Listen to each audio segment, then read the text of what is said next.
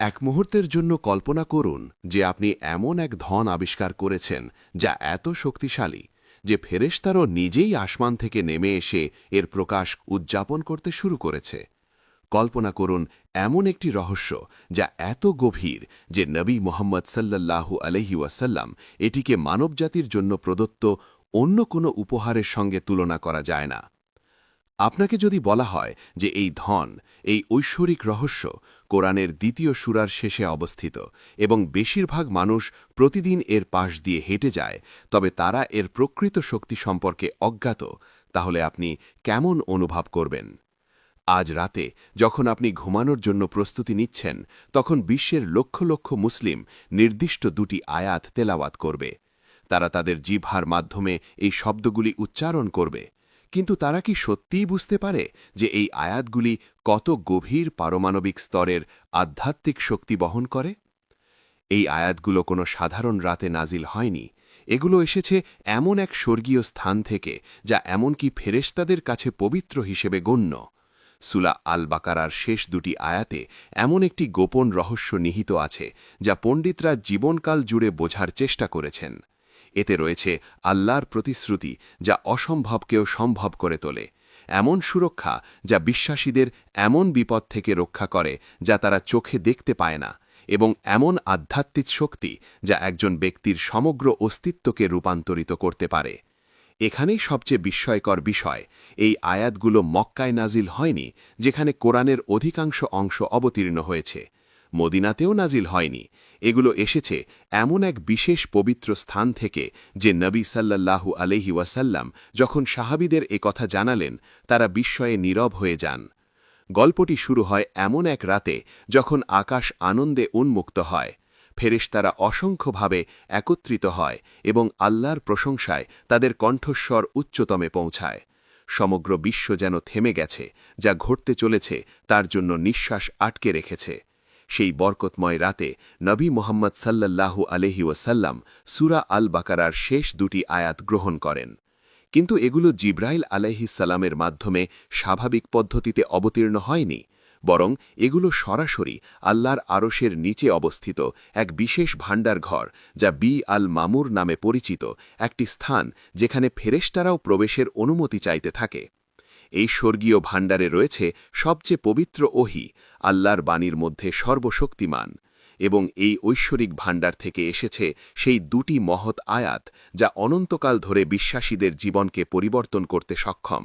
নবী সাল্লাল্লাহু আলাইহি ওয়াসাল্লাম যখন প্রথম এই আয়াতগুলো গ্রহণ করেন, তখনই তিনি তাদের অসাধারণ প্রকৃতি বুঝতে পারলেন। তিনি তার সাহাবীদের একত্রিত করে তাদের এমন কিছু জানালেন যা তাদের মেরুদণ্ডে শিহরণ সৃষ্টি করল। তিনি বললেন, এই আয়াতগুলির মধ্যে এমন শক্তি রয়েছে যে যারা বোধগম্যতা এবং পূর্ণ বিশ্বাসের সঙ্গে এগুলো পাঠ করবে, তারা সকাল পর্যন্ত শয়তান এবং তার সেনাবাহিনী থেকে সুরক্ষিত থাকবে। কিন্তু এই সুরক্ষা কোরআন বা হাদিসে উল্লেখিত অন্য যে কোনো সুরক্ষার মতো সাধারণ ছিল না। এটি কেবল ফিসফিসানি বা ছোটখাটো দুষ্টুমির থেকে রক্ষা নয়, এটি মানুষের বোধগম্যতার বাইরে বিদ্যমান মন্দের গভীরতম অন্ধকার চক্রান্ত থেকেও রক্ষা প্রদান করে। এই দুটি আয়াতের প্রথমটি এমন শব্দ দিয়ে শুরু হয় যা সমগ্র আধ্যাত্মিক জগৎকে কাঁপিয়ে তোলে। রাসূল তার প্রভুর কাছ থেকে যা অবতীর্ণ হয়েছে তাতে বিশ্বাস করেন, এবং মুমিনরাও। যখন আপনি এই শব্দগুলি উচ্চারণ করেন, তখন আপনি এমন একটি ঘোষণা দিচ্ছেন যা অস্তিত্বের প্রতিটি স্তরে প্রতিধ্বনিত হয়। আপনি কেবল আপনার চারপাশের জগতের কাছে নয়, বরং স্বর্গের ফেরেশতাদের, তাদের গোপন জগতের জিনদের এবং তার শক্তিশালী সিংহাসনে স্বয়ং আল্লাহর কাছে আপনার বিশ্বাস ঘোষণা করছেন। রহস্য আরও গভীর হয় যখন বোঝা যায় আরবি শব্দ আম্মানা, যার অর্থ এই আয়াতে বিশ্বাস করা, এর মধ্যে রয়েছে এমন অনেক অর্থ যা ইংরেজিতে সহজে ধরা পড়ে না। এর অর্থ কেবল বৌদ্ধিক গ্রহণযোগ্যতা বা আনুগত্য নয়, বরং এটি সম্পূর্ণ আত্মসমর্পণ, পরম আস্থা এবং হৃদয়ে মন এবং আত্মার সম্পূর্ণ আত্মসমর্পণকে নির্দেশ করে। যখন আয়াতে বলা হয়েছে যে রাসূল বিশ্বাস করেন, তখন এটি এমন নিখুঁত ও পরিপূর্ণ বিশ্বাসের অবস্থাকে বর্ণনা করে যা সমস্ত অন্যান্য বিশ্বাসের পরিমাপের মানদণ্ড হয়ে দাঁড়ায়। আয়াতটি আরও বলে, প্রত্যেকে আল্লাহ, তার ফেরেশতাদের, তার কিতাব এবং তার রাসূলদের ওপর বিশ্বাস করেন। লক্ষ্য করুন, এই বিশ্বাস কেবল আংশিক বা নির্বাচনী নয়, এটি আল্লাহর সর্বোচ্চ সিংহাসন থেকে শুরু করে নবীদের প্রদত্ত বার্তা পর্যন্ত বিশ্বাসের পুরো কাঠামোকে অন্তর্ভুক্ত করে। যখন আপনি এই আয়াতটি পাঠ করেন, তখন আপনি এই পরিপূর্ণ বিশ্বাসের সঙ্গে নিজেকে একত্রিত করছেন। আপনি ঘোষণা করছেন যে আপনি নবী মুহাম্মদ সাল্লাল্লাহু আলাইহি ওয়াসাল্লাম এবং ইতিহাস জুড়ে সমস্ত বিশ্বাসীদের সঙ্গে দাঁড়িয়ে আছেন যারা একই বিশ্বাস ব্যক্ত করেছেন।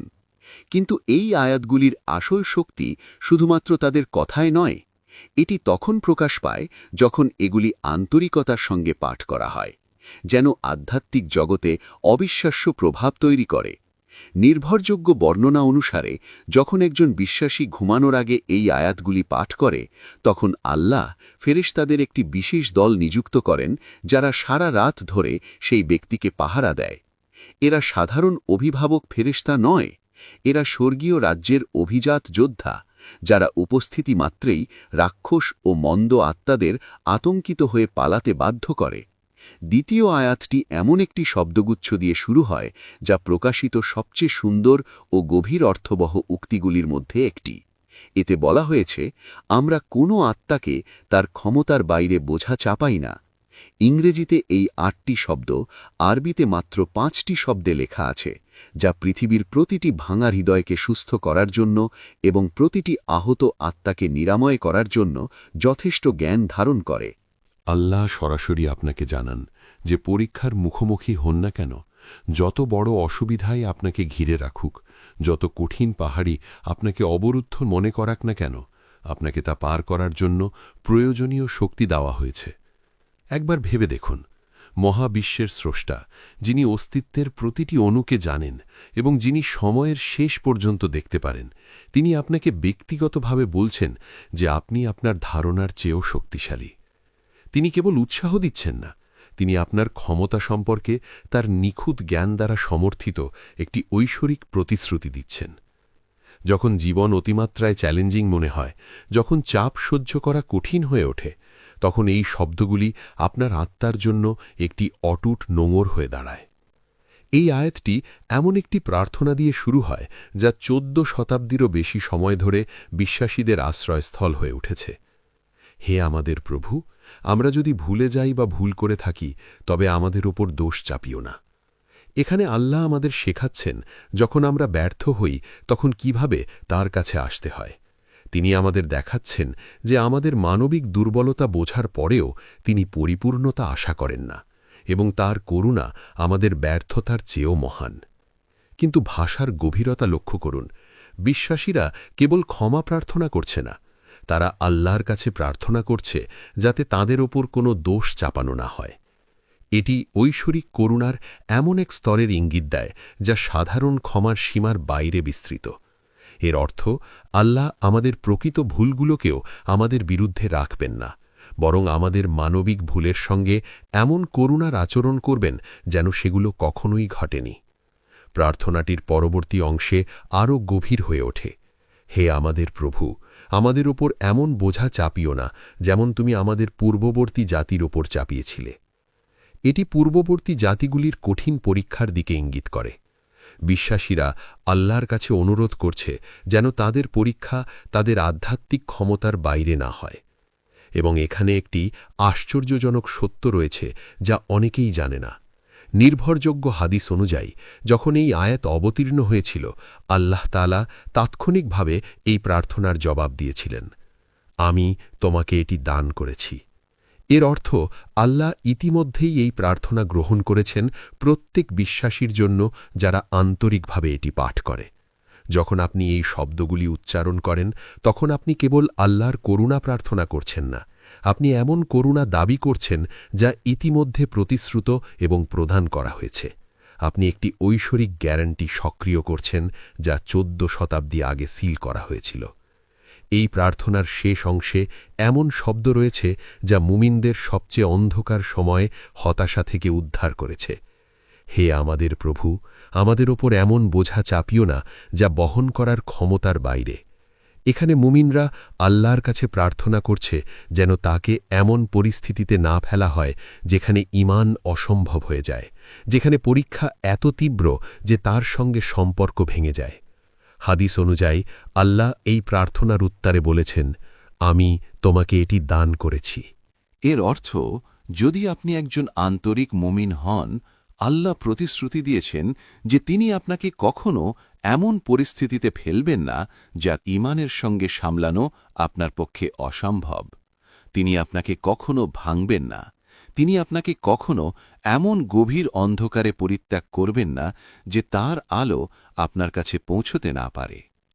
আয়াতগুলো সুন্দর একটি প্রার্থনার মাধ্যমে শেষ হয় এবং অবিশ্বাসী শক্তির ওপর আমাদের বিজয় নিশ্চিত করে।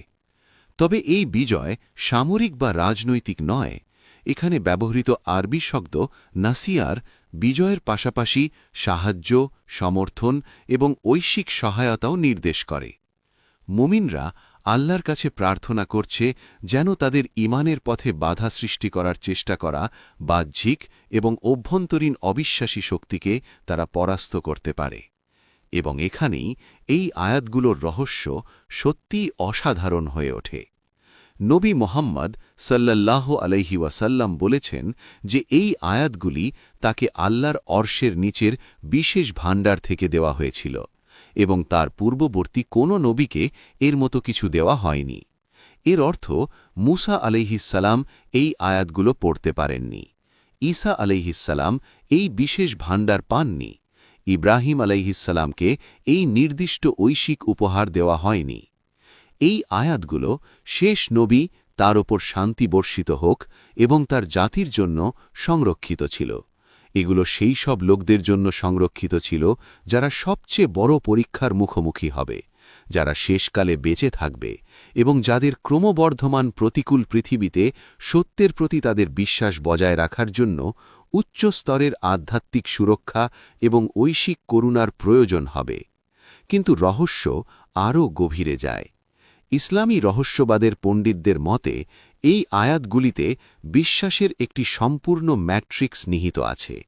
আধ্যাত্মিক বেঁচে থাকার জন্য মানুষের আত্মার প্রয়োজনীয় প্রতিটি উপাদান এই দুটি আয়াতের মধ্যে অন্তর্ভুক্ত। এগুলো প্রতিরক্ষা প্রদান করে, নিরাময় প্রদান করে, শক্তি প্রদান করে এবং ঐশিক করুণার নিশ্চয়তা নিশ্চিত করে। এছাড়াও এগুলো বিশ্বাসীকে সরাসরি সমস্ত শক্তি ও সান্ত্বনার উৎসের সঙ্গে সংযুক্ত করে। যখন আপনি ঘুমানোর আগে এই আয়াতগুলি পাঠ করেন, আপনি কেবল সুপারিশকৃত ইবাদতই করছেন না, আপনি পণ্ডিতদের বর্ণনা করা প্রতিরক্ষামূলক আধ্যাত্মিকতার মধ্যে প্রবেশ করছেন। আপনি আপনার আত্মার চারপাশে একটি আধ্যাত্মিক ঢাল তৈরি করছেন, যা ঘুমের দুর্বল অবস্থায় নেতিবাচক শক্তি, অশুভ প্রভাব এবং আধ্যাত্মিক আক্রমণকে আপনার চেতনায় প্রবেশ করতে বাধা দেয়। ইসলামী ঐতিহ্য অনুযায়ী ঘুম একটি ছোট মৃত্যু। ঘুমের সময় আত্মা আংশিকভাবে শরীর থেকে আলাদা হয়ে যায় এবং এমন এক জগতে প্রবেশ করে যেখানে জাগ্রত জগতের বাইরে থাকা প্রভাব এবং সত্তার সংস্পর্শে আসে। এই কারণেই দুঃস্বপ্ন দেখা দেয়, ঘুমের পক্ষাঘাত অনুভূত হয় এবং কেউ কেউ ঘণ্টার পর ঘণ্টা ঘুমানো সত্ত্বেও আধ্যাত্মিকভাবে ক্লান্ত বোধ করেন। সূরা আল বাকারার শেষ দুটি আয়াত ঘুমন্ত বিশ্বাসীর চারপাশে একটি পবিত্র পরিধি তৈরি করে। পবিত্র আধ্যাত্মিক প্রহরীরা এই পরিধি টহল দেয়, যাদের উপস্থিতি স্থানটিকে পবিত্র করে এবং মন্দ সত্তার কাছে যাওয়া অসম্ভব করে তোলে। বিশ্বাসী শান্তিতে ঘুমায়, প্রহরীদের দ্বারা সুরক্ষিত এবং এই পবিত্র শব্দগুলো পাঠের প্রতিক্রিয়ায় সরাসরি আল্লাহ কর্তৃক নিযুক্ত। কিন্তু এই সুরক্ষা কেবল ঘুমের মধ্যেই সীমাবদ্ধ নয়। এই আয়াতগুলো একটি আধ্যাত্মিক গতিশীলতা তৈরি করে, যা জাগ্রত সময়েও চলতে থাকে। যারা ঘুমের আগে এই আয়াতগুলো নিয়মিত পাঠ করে, তারা চিন্তার স্বচ্ছতা, সঠিক সিদ্ধান্ত গ্রহণের ক্ষমতা এবং দৈনন্দিন চ্যালেঞ্জ মোকাবিলার অদ্ভুত অনুভূতি অনুভব করে। তারা সঠিক সময়ে সঠিক স্থানে নিজেকে খুঁজে পায়, দুর্ঘটনা এড়ায় এবং প্রায় অলৌকিকভাবে অসুবিধা কাটিয়ে ওঠে। এছাড়াও এই আয়াতগুলিতে একটি নিরাময় ক্ষমতা রয়েছে, যা খুব কম আলোচিত। কিছু ইসলামী নিরাময় ঐতিহ্য অনুযায়ী এই আয়াতগুলোতে এমন ফ্রিকোয়েন্সি রয়েছে যা মানব আত্মাকে ঐশ্বরিক করুণার সঙ্গে সারিলদ্ধ করে। সঠিক বোঝাপড়া এবং আন্তরিকতার সঙ্গে পাঠ করলে এগুলো মানসিক ক্ষত নিরাময় করতে, নেতিবাচক চিন্তাভাবনা ভেঙে দিতে এবং আঘাত, ক্ষতি বা দীর্ঘস্থায়ী কষ্টে ক্ষতিগ্রস্ত হৃদয়ে আধ্যাত্মিক প্রাণশক্তি পুনঃপ্রদানের জন্য সাহায্য করে। আয়াতটি আমরা কোনো আত্মাকে তার ক্ষমতার বাইরে বোঝা চাপাই না, বিশেষভাবে আধ্যাত্মিক নিরাময়কারীরা ব্যবহার করেছেন মানুষকে অযোগ্যতা, হতাশা এবং আত্মবিশ্বাসহীনতার অনুভূতি কাটিয়ে উঠতে সাহায্য করার জন্য। যখন কেউ সত্যিই বুঝতে পারে যে আল্লাহ তাদের পরীক্ষার জন্য যথেষ্ট ক্ষমতা প্রদত্ত করেছেন, তখন এটি হতাশা দূর করতে, আত্মবিশ্বাস পুনরুদ্ধার করতে এবং আশা পুনর্নবীকরণ করতে সাহায্য করে, এমনভাবে যা প্রায়শই ধর্মনিরপেক্ষ থেরাপি অ্যালোন অর্জন করতে পারে না। এই আয়াতগুলির প্রার্থনা অংশ পণ্ডিতদের কাছে একটি চূড়ান্ত আধ্যাত্মিক বীমা নীতির মতো কাজ করে। নিয়মিতভাবে এগুলো পাঠ করার মাধ্যমে বিশ্বাসীরা মূলত ঐশ্বরিক করুণার দাবি জানান, যা তারা পরিচালনা করতে অক্ষম এমন পরীক্ষা থেকে সুরক্ষা, তাদের অনিবার্য ভুলের জন্য ক্ষমা এবং পৃথিবীর জীবনের চ্যালেঞ্জ সত্ত্বেও ঈমান বজায় রাখার সহায়তা প্রদান করে। কিন্তু এখানেই সবচেয়ে গভীর রহস্য নিহিত। এই আয়াতগুলো শুধু পাঠককেই সুরক্ষা করে না, নির্ভরযোগ্য বর্ণনা অনুযায়ী আধ্যাত্মিক সুরক্ষা সেই পরিবারের মধ্যেও বিস্তৃত হয় যেখানে এগুলো নিয়মিত পাঠ করা হয়। যারা এমন বাড়িতে বাস করেন যেখানে রাতের এই আয়াতগুলো উচ্চারণ করা হয়, তারা নিরাপদ বোধ করেন, ভালো ঘুমান এবং কম দ্বন্দ্ব ও অসুবিধার সম্মুখীন হন। পারিবারিক সুরক্ষা একাধিক স্তরে কাজ করে। শারীরিক স্তরে এমন বাড়িগুলো চুরি, আগুন এবং অন্যান্য বিপর্যয় থেকে রক্ষা পায়। মানসিক স্তরে পারিবারিক সম্পর্ক উন্নত হয়, শিশুরা আরও বাধ্যবাধক এবং সফল হয় এবং বাড়ির পরিবেশ শান্তিপূর্ণ ও সুরেলা হয়ে ওঠে। আধ্যাত্মিক স্তরে বাড়ি নিজেই মন্দ প্রভাবের বিরুদ্ধে একটি দুর্গে পরিণত হয়। নেতিবাচক সত্তা এমন বাড়িতে বাস করতে পারে না। কালো জাদু বা কুদৃষ্টির কোনো প্রভাব থাকে না। বাতাসও ঐশ্বরিক আশীর্বাদ ও সুরক্ষায় কম্পিত বলে মনে হয়। নবী মুহাম্মদ সাল্লাল্লাহু আলাইহি ওয়াসাল্লাম এই আয়াতগুলোর গুরুত্বের উপর জোর দিয়ে বলেছেন, যেখানে পরপর ৩ রাত এগুলো পাঠ করা হয় সেখানে শয়তান প্রবেশ করতে পারে না। এটি কোনো রূপক কথা নয়। ইসলামী বোধগম্যতা অনুসারে শয়তান এবং তার সেনাবাহিনী প্রকৃত সত্তা, যারা মানুষের চিন্তাভাবনা, আবেগ ও আচরণকে প্রভাবিত করতে পারে। এই আয়াতগুলো পাঠের মাধ্যমে বিশ্বাসীরা মূলত তাদের ঘরবাড়ি এবং হৃদয়ের প্রবেশপথে ঐশ্বরিক নিরাপত্তা নিশ্চিত করেন। কিন্তু এই আয়াতগুলোর শক্তি ব্যক্তিগত সুরক্ষার বাইরেও বিস্তৃত। সমগ্র ইসলামী ইতিহাস জুড়ে এগুলো সামাজিক প্রতিরোধের একটি রূপ হিসেবে ব্যবহৃত হয়েছে। যুদ্ধ, নিপীড়ন এবং প্রাকৃতিক দুর্যোগের সময় মুসলিম সম্প্রদায়গুলি এই আয়াতগুলো সম্মিলিতভাবে পাঠ করার জন্য একত্রিত হতো। তাদের বিশ্বাস ছিল যে এই সম্মিলিত আবৃত্তি সমগ্র জনসংখ্যার জন্য আধ্যাত্মিক ঢাল হিসেবে কাজ করে। অটোমান সাম্রাজ্য, আন্দালুসিয়ান স্পেন এবং ইসলামী সভ্যতার বিভিন্ন যুগে এমন সম্প্রদায়ের বিবরণ পাওয়া যায় যারা কঠিন সময়ে এই আয়াতগুলোর সম্মিলিত আবৃত্তির মাধ্যমে বেঁচে থাকার জন্য নির্ভরশীল ছিল।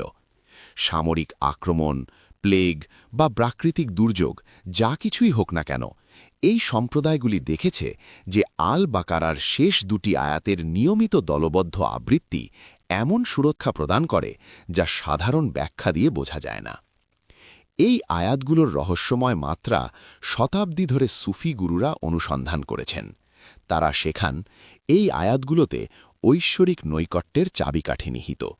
এর অর্থ বোঝা এবং অন্তর্নিহিত করার মাধ্যমে একজন বিশ্বাসী আল্লাহর সঙ্গে এমন স্তর অর্জন করতে পারে যা সাধারণত বছরের পর বছর নিবিড় আধ্যাত্মিক অনুশীলনের মাধ্যমে অর্জিত হয়। আল্লাহ, তার ফেরেশতাদের, তার কিতাবে এবং তার রাসূলদের প্রতি বিশ্বাস, এই বাক্যাংশটিকে সুফিরা আধ্যাত্মিক উত্থানের সূত্র হিসেবে দেখেন। আল্লাহর প্রতি সত্যিকার বিশ্বাসের মাধ্যমে বিশ্বাসী সমস্ত অস্তিত্বের উৎসের সঙ্গে সংযোগ স্থাপন করেন। ফেরেশতাদের উপর বিশ্বাস স্থাপনের মাধ্যমে একজন ব্যক্তি মহাবিশ্বের পবিত্রতা ও আনুগত্যের শক্তির সঙ্গে নিজেকে একত্রিত করেন। প্রকাশিত গ্রন্থগুলিতে বিশ্বাস স্থাপন করে তারা পূর্ববর্তী সমস্ত ওহির সঞ্চিত জ্ঞান ব্যবহার করতে সক্ষম হন। রাসূলদের প্রতি বিশ্বাস স্থাপনের মাধ্যমে তারা সর্বকালের সর্বশ্রেষ্ঠ আত্মার সান্নিধ্যে পৌঁছায়। যখন বিশ্বাসের এই 4টি উপাদান পরিপূর্ণ হয় তখন সুফিরা শিক্ষায় বলেন যে একজন বিশ্বাসী এমন একটি জীবন্ত অলৌকিক ঘটনা হয়ে ওঠে। এই ধরনের ব্যক্তির প্রার্থনা দ্রুত ও সহজভাবে গ্রহণযোগ্য হয়, তাদের উপস্থিতি অন্যদের জন্য আশীর্বাদ বয়ে আনে এবং তারা আল্লাহর ইচ্ছার স্বজ্ঞাত ধারণা বিকাশ করে, যা তাদের জীবনকে অসাধারণ নিখুঁততা এবং সাফল্যের সঙ্গে পরিচালিত করে। এই আয়াতগুলির নিরাময় ক্ষমতা এমনভাবে নথিভুক্ত হয়েছে যা সাধারণ বোধগম্যতার বাইরে মনে হয়। ইসলামী ইতিহাসে এমন ব্যক্তিদের বিবরণ পাওয়া যায় যারা নিয়মিত এই আয়াতগুলি তেলাওয়াত করার পর গুরুতর অসুস্থতা থেকে আরোগ্য লাভ করেছেন। যদিও এগুলো বৈজ্ঞানিকভাবে যাচাইযোগ্য নয়, তবে এটি আধ্যাত্মিক নিরাময়ের একটি মাত্রা নির্দেশ করে যা ইসলাম সর্বদা স্বীকৃতি দিয়েছে। বিশেষভাবে আমরা কোনো আত্মাকে তার পরিধির বাইরে বোঝা করি না, এই আয়াতটি উদ্বেগ, বিষণ্ণতা এবং অন্যান্য মানসিক স্বাস্থ্য চ্যালেঞ্জে ভুগছেন এমন ব্যক্তিদের জন্য নিরাময় মন্ত্র হিসেবে ব্যবহৃত হয়েছে। আল্লাহর যে নিশ্চয়তা দিয়েছেন যে তাদের পরীক্ষা তাদের ক্ষমতার বাইরে নয়, এই ধারণাটি মনোবল পুনঃস্থাপন এবং মানসিক নিরাময়ের জন্য অত্যন্ত কার্যকর। চ্যালেঞ্জিং পরিস্থিতিতে বসবাসরত আধুনিক মুসলমানরা এই আয়াতগুলিকে বিশেষভাবে প্রাসঙ্গিক মনে করেছেন, যেখানে ইসলামী অনুশীলন কঠিন বা বিপজ্জনক, অর্থনৈতিক চাপ তীব্র বা পারিবারিক ও সামাজিক সমস্যা অপ্রতিরোধ্য মনে হয়। এই আয়াতগুলি ব্যবহারিক সুরক্ষা এবং মানসিক শান্তি উভয়ই প্রদান করে। আল্লাহ এই প্রতিশ্রুতি দিয়েছেন যে তিনি তাদের ক্ষমতার বাইরে বোঝা চাপাবেন না। এটি আধুনিক মুসলমানদের মানব হওয়ার, ভুল করার এবং আধ্যাত্মিকভাবে ব্যর্থ হওয়ার অনুভূতি ছাড়াই সংগ্রাম করার অনুমতি দেয়। যারা এই আয়াতগুলি পাঠ করেন তাদের জন্য প্রতিশ্রুত সুরক্ষা বিপজ্জনক বা অস্থির পরিবেশে বসবাসকারী লোকেদের জন্য শান্তি ও নিরাপত্তা নিয়ে আসে। অবিশ্বাসী শক্তির বিরুদ্ধে বিজয়ের জন্য প্রার্থনাকে সমসাময়িক পণ্ডিতরা ইসলামী মূল্যবোধের প্রতিকূল পরিবেশে বিশ্বাস রক্ষার জন্য শক্তির প্রার্থনা হিসেবে ব্যাখ্যা করেছেন। এই দৃষ্টিকোণে আয়াতগুলি সংখ্যালঘু হিসেবে বসবাস করা বা বিশ্বাসের সঙ্গে আপোষের চাপের মুখোমুখি মুসলমানদের জন্য আধ্যাত্মিক স্থিতিশীলতার উৎস হয়ে ওঠে। একটি গুরুত্বপূর্ণ বিষয় হল আয়াতগুলি কখন পাঠ করা হয়। নবী মুহাম্মদ সাল্লাল্লাহু আলাইহি ওয়াসাল্লাম বিশেষভাবে ঘুমানোর আগে এগুলো পাঠ করার পরামর্শ দিয়েছেন। ইসলামী আধ্যাত্মিক বিজ্ঞান ব্যাখ্যা করে যে ঘুমের আগের এই সময়টি বিশেষভাবে গুরুত্বপূর্ণ, কারণ তখন আত্মার নেতিবাচক প্রভাবের জন্য সবচেয়ে বেশি ঝুঁকিপূর্ণ এবং আধ্যাত্মিক প্রোগ্রামিংয়ের জন্য সবচেয়ে গ্রহণযোগ্য। জাগ্রত চেতনা থেকে ঘুমের দিকে রূপান্তর ঘটে এমন সময় আত্মা নেতিবাচক প্রভাবের জন্য সবচেয়ে ঝুঁকিপূর্ণ থাকে এবং আধ্যাত্মিক প্রোগ্রামিংয়ে সবচেয়ে গ্রহণযোগ্য হয়। এই আয়াতগুলি দিয়ে প্রতিটি দিন শেষ করার মাধ্যমে বিশ্বাসী নিশ্চিত করে যে তার চূড়ান্ত সচেতন চিন্তাভাবনা ঐশ্বরিক সত্য ও করুণার সঙ্গে সামঞ্জস্যপূর্ণ। এটি ঘুম গবেষকরা যাকে ইতিবাচক স্বপ্নের ইনকিউবেশন বলেন তার মতো একটি প্রক্রিয়া তৈরি করে, যেখানে অবচেতন মন ভয়ের পরিবর্তে বিশ্বাস, অভিযোগের পরিবর্তে কৃতজ্ঞতা এবং উদ্বেগের পরিবর্তে বিশ্বাসের ফিল্টারের মাধ্যমে দিনের অভিজ্ঞতাগুলি প্রক্রিয়াকরণ করে। আধ্যাত্মিক গুরুরা শেখান যে ঘুমের সময় আত্মার অভিজ্ঞতা সরাসরি জাগ্রত চেতনাকে প্রভাবিত করে। এই আয়াতগুলির সুরক্ষায় ঘুমনো আত্মা আরও বেশি আধ্যাত্মিক স্পষ্টতা, মানসিক স্থিতিশীলতা এবং মনোযোগ নিয়ে জেগে ওঠে। সময়ের সঙ্গে সঙ্গে এই দৈনিক আধ্যাত্মিক অনুশীলন সমগ্র ব্যক্তিত্বকে পুনর্গঠন করে, বিশ্বাসীকে আরও ধৈর্যশীল, কৃতজ্ঞ এবং অল্লর পরিকল্পনার ওপর দৃঢ়ভাবে বিশ্বাসী করে তোলে। আধুনিক সময়েও এই আয়াতগুলির সম্মিলিত শক্তি প্রকাশ পেয়েছে। নিপীড়ন, যুদ্ধ বা প্রাকৃতিক দুর্যোগের মুখোমুখি মুসলিম সম্প্রদায়গুলি এই আয়াতগুলির সম্মিলিত আবৃত্তি আয়োজন করেছে এবং প্রায় কয়েক মুহূর্তের মধ্যে পরিস্থিতির উল্লেখযোগ্য উন্নতির অভিজ্ঞতা করেছে। যদিও এর প্রাকৃতিক ব্যাখ্যা থাকতে পারে, তবে এই ধরনের ধারাবাহিকতা ইঙ্গিত দেয় যে আধ্যাত্মিক আইন কাজ করছে, যা আধুনিক বোধগম্যতা এখনও পুরোপুরি উপলব্ধি করতে পারেনি। ডিজিটাল যুগে এই আয়াতগুলির সম্মিলিত আবৃত্তির জন্য নতুন সুযোগ সৃষ্টি হয়েছে। অনলাইন সমাবেশে হাজার হাজার মুসলিম একসাথে এই আয়াতগুলি আবৃত্তি করে, যা অংশগ্রহণকারীদের বর্ণনা অনুযায়ী একটি স্পষ্ট আধ্যাত্মিক শক্তি সৃষ্টি করে, যা ইলেকট্রনিক মাধ্যমেও অনুভূত হয়। এই আয়াতগুলিতে ইসলামী পণ্ডিতরা মনে করেন নিখুঁত প্রার্থনার কাঠামোও রয়েছে। প্রার্থনা শুরু হয় ঐশ্বরিক করুণার স্বীকৃতি দিয়ে, মানবিক দুর্বলতা স্বীকার করে, নিজের ক্ষমতার বাইরের পরীক্ষা থেকে সুরক্ষা প্রার্থনা করে এবং শেষ হয় ঐশ্বরিক সাহায্যের জন্য অনুরোধের মাধ্যমে। ইতিহাস জুড়ে মুসলিমরা ব্যক্তিগত প্রার্থনার জন্য এই কাঠামোকে অনুসরণ করেছেন। আয়াতগুলির উপর ভিত্তি করে তৈরি প্রার্থনার মাধ্যমে বিশ্বাসীরা আরও কেন্দ্রীভূত, নম্র এবং কার্যকর প্রার্থনা করতে সক্ষম হয়। আরবি ভাষার শব্দ নির্বাচন, ছন্দ এবং ব্যাকরণগত কাঠামো এই আয়াতগুলিকে পাঠকের মধ্যে মানসিক সামঞ্জস্য সৃষ্টি করে। এগুলি সহজে মুখস্থ করা যায়, আবৃত্তি করতে মনোরম এবং আবেগতভাবে তৃপ্তিদায়ক। এই ভাষাগত পরিপূর্ণতা একটি আধ্যাত্মিক উদ্দেশ্য সাধন করে। সুন্দর ভাষা আত্মাকে উন্নত করে এবং যখন সেই ভাষায় ঐশ্বরিক সত্য ও প্রতিশ্রুতি থাকে, তখন এটি এমন একটি উপাসনার রূপে পরিণত হয় যা বিশ্বাসীকে অন্তর্দৃষ্টিভূতভাবে রূপান্তরিত করে। নিয়মিত আবৃত্তি কেবল সুরক্ষা ও আশীর্বাদ প্রদান করে না, এটি ধীরে ধীরে চরিত্রকে সংস্কার করে, উদ্দেশ্যকে বিশুদ্ধ করে এবং হৃদয়কে ঐশ্বরিক মূল্যবোধের সঙ্গে সামঞ্জস্যপূর্ণ করে। অবিশ্বাসী লোকেদের উপর বিজয়ের প্রতিশ্রুতিও আয়াতগুলির একটি গভীর মাত্রা। এটি কেবল বাহ্যিক প্রতিদ্বন্দ্বী থেকে সুরক্ষা দেয় না, বরং আত্মার অভ্যন্তরীণ অবিশ্বাসী দিকের উপর বিজয়ের জন্যেও প্রার্থনা। প্রতিটি বিশ্বাসী সন্দেহ, ভয়, ক্রোধ, লোভ এবং বিশ্বাসের বিরুদ্ধে যুদ্ধরত অন্যান্য গুণাবলীর সঙ্গে লড়াই করে, আর এই আয়াতগুলো সেই লড়াইয়ে সহায়ক শক্তি প্রদান করে। অবিশ্বাসীদের ওপর আল্লাহর কাছে বিজয় প্রার্থনা করার মাধ্যমে একজন মুমিন আসলে নিজের ভেতরের অবিশ্বাসী প্রবণতার ওপরও বিজয় কামনা করেন। বহু পণ্ডিত এই অভ্যন্তরীণ জিহাদকে সর্ববৃহৎ সংগ্রাম বলে অভিহিত করেছেন, যা যে কোনো বাহ্যিক সংঘাতের চেয়েও গভীর ও গুরুত্বপূর্ণ। এই দৃষ্টিকোণ থেকে এই আয়াতগুলো আধ্যাত্মিক যুদ্ধের এক অনন্য হাতিয়ারে পরিণত হয়, যা বাহ্যিক হুমকির বিরুদ্ধে প্রতিরক্ষামূলক সুরক্ষা এবং অন্তরের বিশ্বাসবিরোধী শত্রুদের বিরুদ্ধে আক্রমণাত্মক শক্তি উভয়ই প্রদান করে। এই দ্বৈত কার্যকারিতাই এগুলোকে ইসলামে শেখানো প্রার্থনাগুলোর মধ্যে ব্যতিক্রমীভাবে শক্তিশালী করে তুলেছে। এই মহান আয়াতগুলোর অন্বেষণ শেষে এটি স্পষ্ট হয়ে ওঠে যে এগুলোর অর্থ, সুরক্ষা ও আশীর্বাদের স্তর এত গভীর যে সারা জীবন অধ্যয়ন করলেও তা সম্পূর্ণভাবে শেষ হয় না। এগুলো একদিকে এক শিশুর মুখস্থ করার জন্য যথেষ্ট সহজ, আবার অন্যদিকে শতাব্দীর পর শতাব্দী ধরে শ্রেষ্ঠ পণ্ডিতদের চিন্তাকে গভীরভাবে ব্যস্ত রাখার মতোই বিস্তৃত ও তাৎপর্যপূর্ণ। এই আয়াতগুলোর রহস্য কেবল শব্দের মধ্যে সীমাবদ্ধ নয়, বরং বিশ্বাসীকে সরাসরি সমস্ত শক্তি, করুণা ও সুরক্ষার মূল উৎসের সঙ্গে যুক্ত করার ক্ষমতার মধ্যেই নিহিত।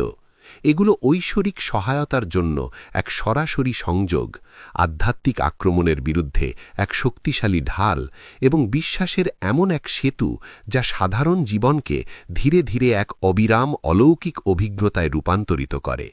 আজ রাতে যখন আপনি ঘুমের প্রস্তুতি নেবেন, মনে রাখবেন এই অসাধারণ আধ্যাত্মিক ধনভাণ্ডারে আপনার সরাসরি প্রবেশাধিকার রয়েছে।